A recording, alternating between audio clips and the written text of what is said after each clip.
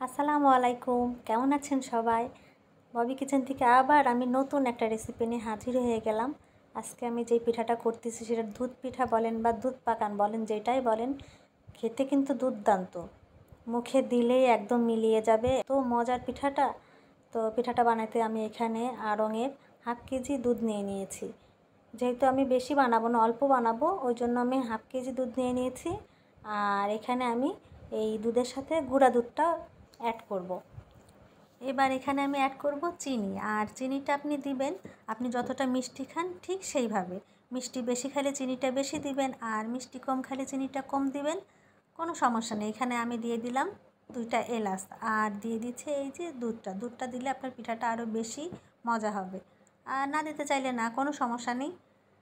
এবার আমি এখানে সামান্য লবণ দিয়ে দিয়েছি। তো দুধটা অনেক সুন্দর করে জাল করে নিয়েছি, বুঝতেই পারতেছেন। দুধটা জাল হয়ে গেছে। এবার আমি একটা প্যানে 1 কাপ দুধ দিয়ে দিয়েছি, আর 1 চামচ চিনি আর সামান্য লবণ দিয়ে দিব। দুধের বলকটা আসলেই এবার আমি এখানে দিয়ে দিব আপনার 1 কাপ আটা নিয়ে নিয়েছি, আর হাফ কাপ চালের গুঁড়া নিয়ে নিয়েছি। আর এই পিঠা বানাতে গেলে কিন্তু আপনার এই চালের গুঁড়া আর আটা নিতে হবে, নাহলে কিন্তু পিঠাটা ভিতরে শক্ত থাকবে, মজবে না, নরম হবে না। তখন আপনারা বলবেন যে কী রেসিপিটা দিছে, দেখে এটা কি হলো। তো এইভাবে করলে কিন্তু পিঠাটা একদম পারফেক্ট হবে। আর আমি এখানে নিয়ে নিয়েছি বিস্কুট বলতে আমরা যে টোস্টটা খাই বাসায়, সেই টোস্টটার সুন্দর করে গুঁড়া করে নিয়ে নিয়েছি।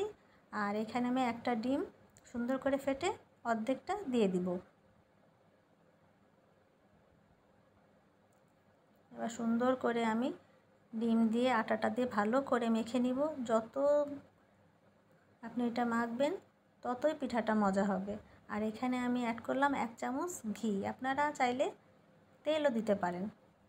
তো আমার দেখেন এটা কিন্তু অনেক সুন্দরভাবে সফট হয়েছে, নরম হয়েছে ডোটা। আর আপনার ডোটা যত নরম হবে, সফট হবে, পিঠাটা বানাতেও অনেক ইজি হবে, শেপটাও অনেক সুন্দর হবে। তো আমি এখানে একটা রুটি বানিয়ে নিচ্ছি।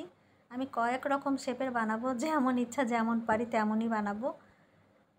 আমিও সেইভাবে অত ডিজাইন করে বানাইতে পারি না, যেইটুকু পারি সেইটুকু আপনাদের সাথে শেয়ার করছি। তো এই পিঠাগুলো আমার কাছে অনেক ইজি লাগছে। যেভাবে আপনি যেরকম ডিজাইন করেন অনেক সুন্দর লাগে পিঠাটা পুরোপুরি কমপ্লিট হওয়ার পরে। এই দেখেন আমি সুন্দর করে যে ছুরি দিয়ে কেটে নিয়ে চামচের পিছন সাইড দিয়ে এইভাবে একটা পাতা শেপে দিয়ে দিয়েছি। আর সব সময় চেষ্টা করবেন পিঠাটার মাঝখানে কিন্তু একটু ডিপ করে রাখতে, তাহলে ভাজার সময় ফুলে উঠবে না, আর দুধে ভিজালেও তখন নরম হবে সুন্দর। আর ভাজতে গেলে ভিতর থেকেও সুন্দরভাবে ভাজিটা হবে। আর এই দেখেন আমি এইভাবে আর একটা গোল শেপ করে নিয়ে এই যে চামচের পাশে চারপাশে রাউন্ড করে দিয়ে দিলাম। কত সুন্দর একটা ফুলের মতো শেপ চলে আসলো। আমি তো নিজেই অবাক হয়েছি যে এত সুন্দর ডিজাইন করতে পারি। তো মাশাল্লাহ অনেক ভালো লাগলো পিঠাগুলো বানাতে পারে। আমি কিছু আবার একটু ফুড কালার দিয়ে রং করে কালারফুল কটা পিঠা বানাইছি, দেখতে অনেক সুন্দর লাগতেছিল। আপনাদের কাছে কেমন লাগলো অবশ্যই কমেন্টে জানাবেন।